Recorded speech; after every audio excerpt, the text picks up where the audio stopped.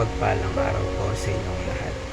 Ako po si Brian D. Mendoza at ito po ang aking daily devotion ngayong Biyernes, August 9, 2024. Ngayong araw po ay aking ibabahagi ang aking natutunan patungkol pa rin po sa anatomy of sin and temptations.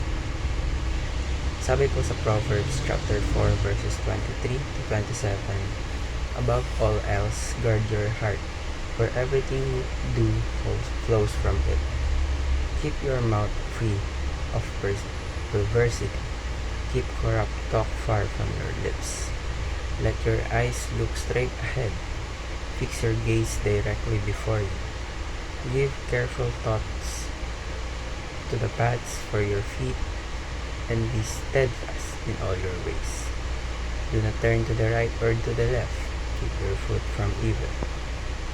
Sa Tagalog po, ang puso mo'y ingatang mabuti at alagaan, pagkat iyan ang siyang bukal ng buhay mong tinataglay. Ilayo mo sa iyong bibig ang salitang mahalay, layo ang mga labi sa kasinungalingan. Palaging sa hinaharap ang pukol ng iyong tanaw, ituon ng iyong pansin sa iyong patutunguhan.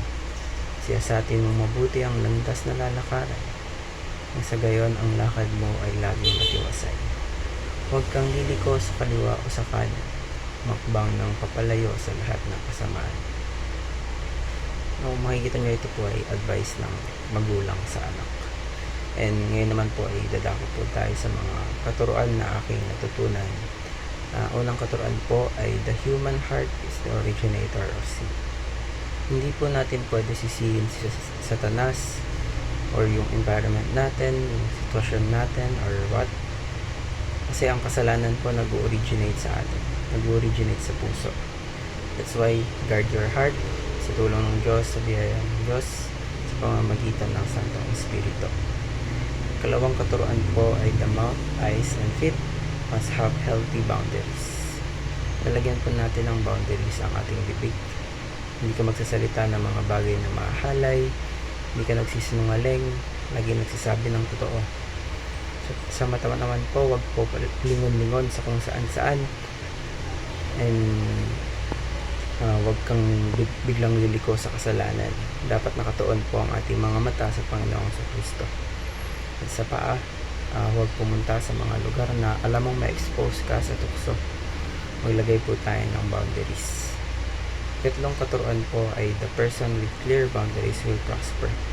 Ang isang tao po na may clear boundaries when it comes to relationship, work ethics, studies, etc. Yung mga ganyan tao po yung may clear boundaries ang magtatagumpay or magiging successful sa buhay.